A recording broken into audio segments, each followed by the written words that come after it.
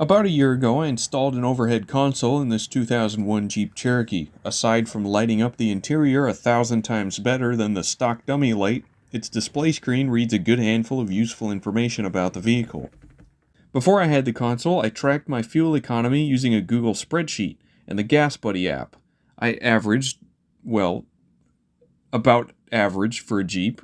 However, after I got the overhead console working, I stopped tracking MPG because the console does it for you.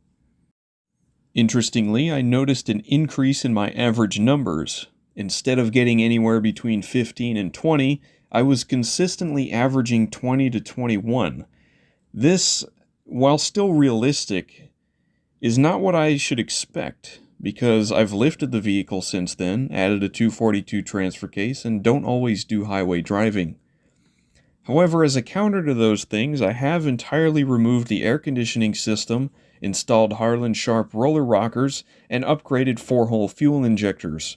So maybe it evens out, I don't know, but the window sticker's expected MPG for the Cherokee declares between 17 and 22, and you know they cut corners to get those numbers, so undoubtedly they were achieved using a 2-door, 2-wheel drive manual XJ. Having a 4-door, 4-wheel drive automatic Cherokee myself, I wouldn't expect it to reach those efficiency numbers. So it got me thinking how accurate the overhead console actually is. The compass, temperature, odometer, and elapsed time all seem refined enough, but I want to know what kind of miles per gallon I'm getting. Now, I understand driving a car with the aerodynamics of my ex's personality isn't going to give us anything impressive, but with gas prices now skyrocketing faster than her egocentric attitude, I think it's a good move to get some real numbers. In this video, I'm going to be driving from the Wisconsin Dells all the way to Key West, Florida and back, a 3,520 mile trip in my shitbox Cherokee, proudly flaunting the check engine light the entire way. I'm going to be using the GasBuddy app at every fill-up to track my actual MPG, which can be determined on any vehicle by dividing the amount of miles driven by amount of fuel used. I'll take note of what the overhead console says at each fill-up, write it down, and then reset it for the next section of the trip. This trip includes all sorts of driving through the pothole-ridden worst roads in America, the arguable heart of true redneck country, the most beautiful mountain range I've ever been to, the baking hot bumper-to-bumper fully stopped worst traffic in the Eastern time zone, and the wild-ass crazy freak land with people who realistically shouldn't be driving cars. Unfortunately, I can't make this an all-encompassing universal expectation video because being a 2001, my XJ has the California emissions exhaust system. That, combined with the short list of fuel economy altering modifications I've done, and the fact that I have a large EVAP leak I can't do anything about right now, means in a fully functional stock Cherokee, your numbers might be different and the overhead console might be more accurate. But who am I kidding? What XJ doesn't have an EVAP leak?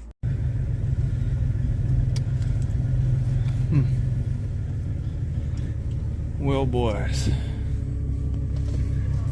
I have officially driven the XJ to the southernmost point of the continental United States. After a very eventful trip I won't spoil the details of, I have 15 stops worth of data to mess around with. Firstly, I didn't take a direct route from the Dells to Key West. I drove around Florida a bit and did other things, so the entire trip was 3,928 miles. Predictably, the overhead console consistently gave higher than actual measurements. The actual MPG averaged 20.4, which I'm pretty impressed by, and the overhead console measurements averaged about 3 above that. Now, I don't know how the console calculates fuel economy. It could be a combination of injector pulses, O2 sensor readings, fuel level remaining, I don't know. Regardless, it overstates the actual achieved MPG by a bit. Some outliers I want to talk about are the fill-ups in Tifton, Zephyrhills, and Homestead. On the way down, I made the rookie mistake of driving through Atlanta. There was a crash on the main road through, blocking 5 of the 6 lanes, and traffic was slowed to a complete stop. In the direct 95-degree sunlight, I finally got a taste of what you southern Jeepers go through all the time and had some trouble keeping the engine cool. I activated my extended idle switch, the electric fan, and popped the hood to let some hot air out.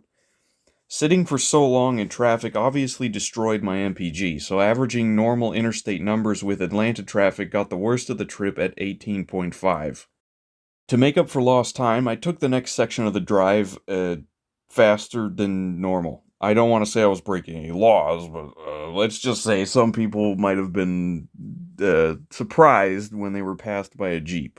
So Super Sane mode also destroys MPG. When the RPMs are at a stable 3100 for extended periods of time, I can understand that.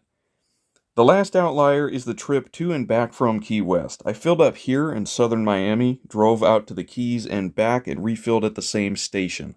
I didn't want to get gas out here because it's more expensive than on the mainland, but still not as expensive as Illinois. Like, come on, Illinois. Highway 1 has a top speed limit of 45 miles an hour most of the way, and coasting along at such a comparatively low speed is easy on the engine.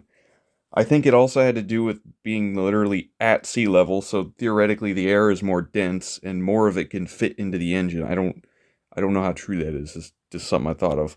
On the way back, I filled up with ethanol-free gas in Tifton, and even though I didn't drive efficiently and was caught in some construction traffic, I got noticeably better mileage using it.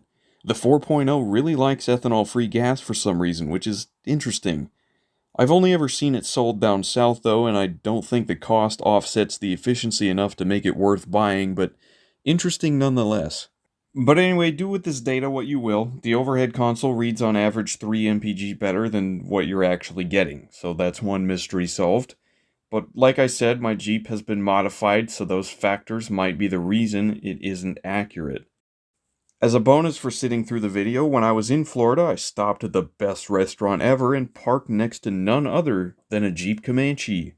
It was a 1989 4.0 5-speed two-wheel drive short bed, and boy did it sound good. I think I know what mod is up next for mine.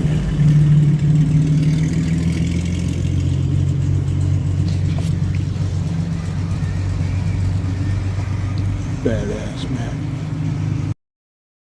Well, this, not that, is the actual southernmost point. Actually, it's probably over there. Ooh. But here I am.